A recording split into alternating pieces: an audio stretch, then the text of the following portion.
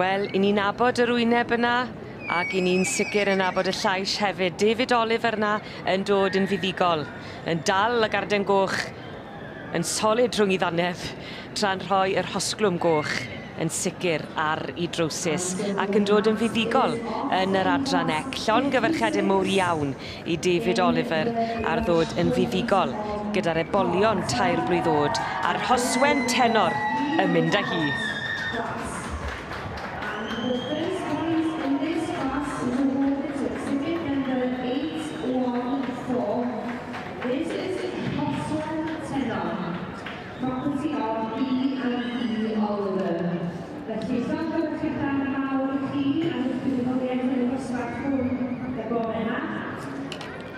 Dwi ddim gweld David yn ôl bore yma. Belwn ni mo David yn ôl bore yma. Ti'n goffi arall?